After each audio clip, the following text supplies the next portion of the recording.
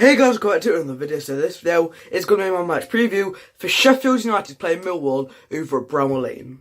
So just before I start the video, make sure to drop a like on it and also subscribe to the channel. You can see the button down below on the video. And if you've already done them two things, make sure to hit the bell notification button. It's either on the front page of a channel next to the subscribe button, or it's on the subscribe button on the video. So make sure to do those three things: like, subscribe, and hit the bell notification button. So this season literally is going to be, I reckon, is going to get the playoffs, or at least for Millwall anyway, because they're in terrific form, okay? They're currently occupying 6th spot. The 3 points ahead of us on, oh god, I just hit my knee, on 68 points. And they're all looking like such a force. I'm only looking down to see the table, but they've got a plus 15 goal difference. They've just leapfrogged Middlesbrough, who are on 66 points, so obviously we beat. And it's looking great for Millwall. They haven't, I think they're on like 16 unbeaten on the last 6 games. They've won 5 out of the last 6, in which they got a 2-2 draw against Ipswich away, which was probably a winnable match, and they'll be angry not to have got a win out of that. But they've beaten small teams, you know. They beat Brentford, which we couldn't have done.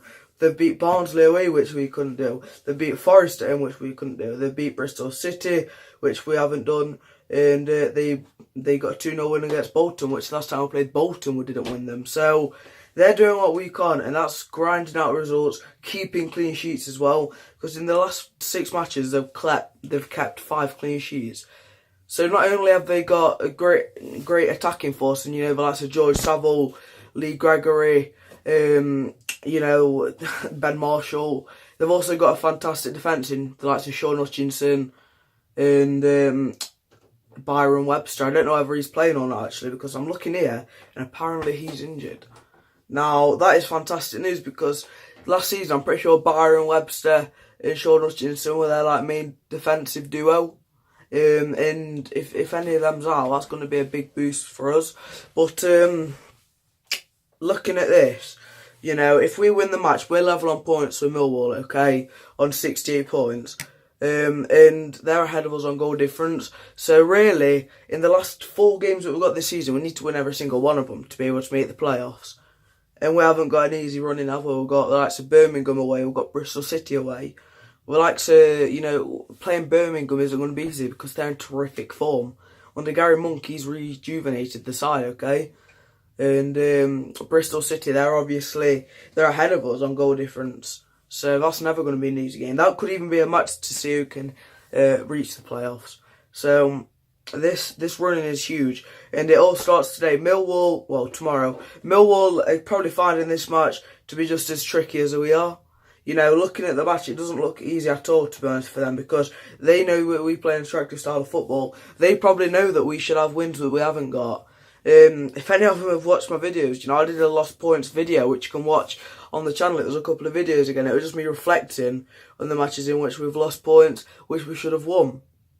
But getting into the injury news, Richard Searman is in contention for the Blades, apparently. Sky Sports have said that he could return. I haven't seen Wilder's interview yet. I'm not sure whether it's been released or not. And then Mark Duffy, he hasn't started, has he, in a while. Apparently he might be back, but that midfield trio's been settled, I reckon. Wilder quite likes it, the balance that we've got. And then looking at the looking at the Millwall team news, boss Neil Harris has no injury suspension to worry about. So yeah, they've been unbeaten in 12 league runs, and they just look really tough. I'm looking down now. Byron Webster is still working back from a knee injury. Tim Cahill and Steve Morrison are looking for recalls. So, and in the last game they started Lee Gregory and Tom Elliott up front. Tom Elliott is a fantastic player, and his physicality could really, you know, make us struggle, to be honest. So I'm just going to go into the Millwall lineup now that they used in their last game, just so I can get a bit more of an idea. So with Netvev, Jordan Archer, who I've saw off like the likes of Lions TV, they want a better keeper coming in next year. So, you know, if there's one area that we can really try and capitalise on, it's the goalkeeper, trying to throw as many shots at him as we can. And then at right back they've got Romeo, who I'll speak about the fullbacks actually. They've got Romeo and Meredith. They're both quite physically demanding fullbacks. You know, they're quite fast, both of them, from what I know of. They've got another left back, I'm pretty sure, but I'm pretty sure he's injured. But they've been playing Meredith, who's been doing a job. The centre-backs have got Hutchinson and Cooper. I forgot about Cooper. I think Byron Webster hasn't actually been the main defender, to be honest. I think it's been Cooper and Hutchinson, and none of them are injured, are they? So it's going to be a tough game if both of them are playing, and there's no injury concerns for any of them. And then they've got Jed Wallace and Ben Marshall on the wings. Both very good physically, not necessarily the paciest of wingers, but they will do what they have to you know, get past the man and get the ball forward. George Saville and Sean Williams in midfield. Saville's been their player of the season from what I've heard. You know, he came from Wolves in the summer, a player who wasn't really getting much first team football, and he's got into this Millwall side and has really made them look like a different side, to be honest. And then talking to players who's made them look like different side, actually, Ben Marshall, he came in on loan in the transfer window, the January transfer window. I'm pretty sure from Wolves, I want to say, on loan, and his set pieces, I suppose just his technical ability has made them so much better, because before on the wings, you know, they were trying to find good wingers. You know, they had AOB, who I can't remember his name. O'Brien, I'm pretty sure. Aidan O'Brien, yeah, that's the one. It's on my screen now. Then they have Fred Onyedinma, a youngster who isn't necessarily the best of players.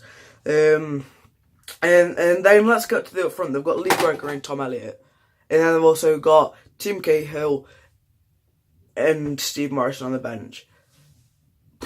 Honestly, their team doesn't sound that good for, you know, people who don't know them very well. But I know them pretty well, you know. I've been watching Lions TV for a while now. And from what he says, Lee Gregory is a very tough player. And if I remember right, we were meant to be getting him. If he didn't get promoted to the Championship, we were going to be able to get him. But we're now seeing what Millwall, you know, are about, and why Lee Gregory is a Championship striker. So I think I've babbled on enough, guys. Let's get into my predicted 11 for the Blades.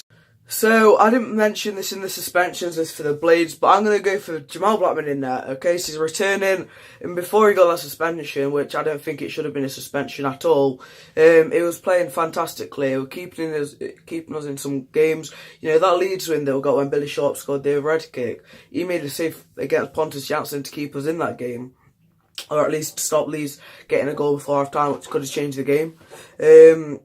And then at right wing back, I'm going for George Baldock. He's been fantastic, hasn't he? A couple of people disagreed with what I said about him after that game that we had on Tuesday.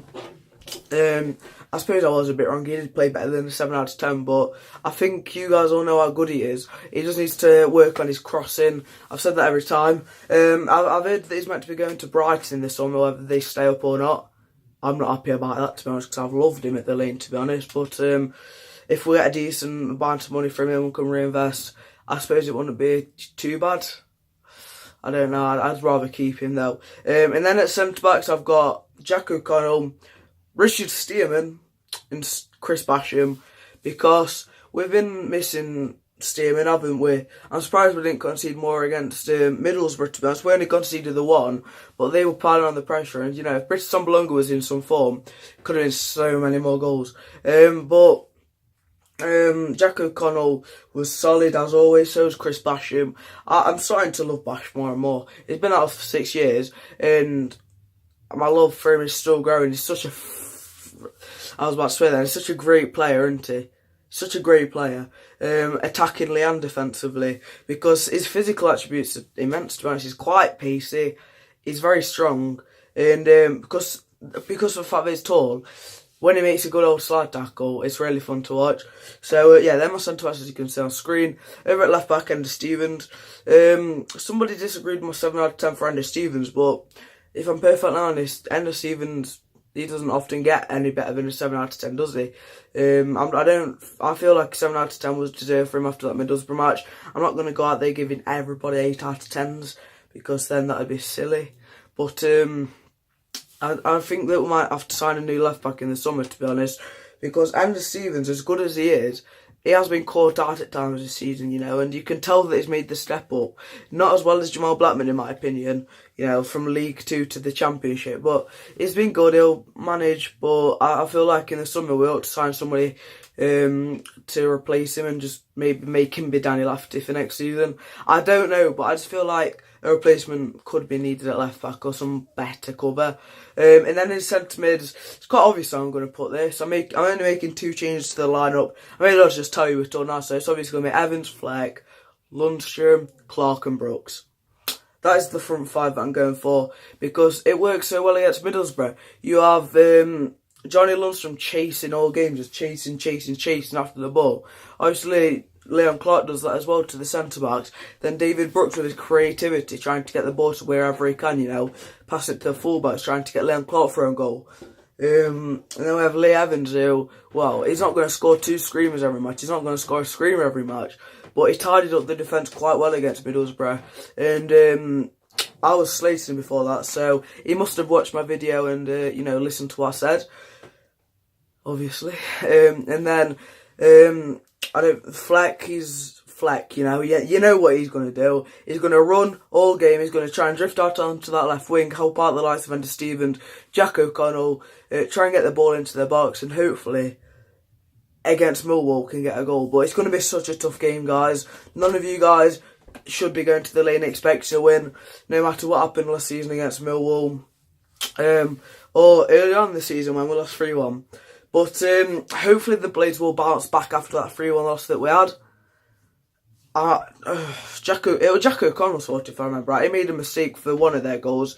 But Jack O'Connell will know just as much as the fans that we need this win to get into the playoffs. Chrissy Wilder will cheer on the team, try and get, you know, every last inch of quality out of him.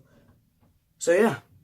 Hopefully you have enjoyed the video. Tell me what you guys think that the lineup changes will be, if any. If you guys think they will go with the same lineup, you know, never change your winning formula sort of stuff, tell me down in the comments. But I want to make 2 changes. Stearman and Blackman coming in for Jake Wright and Simon Moore. So hopefully you have enjoyed this video. Make sure to drop a like on it if you haven't already. Subscribe to this channel and hit the bell notification button. So on the front page of the channel or on the subscribe button on the video. So yeah, let's subscribe. Enjoy the rest of your day. Bring on Millwall. Come on, you Blades.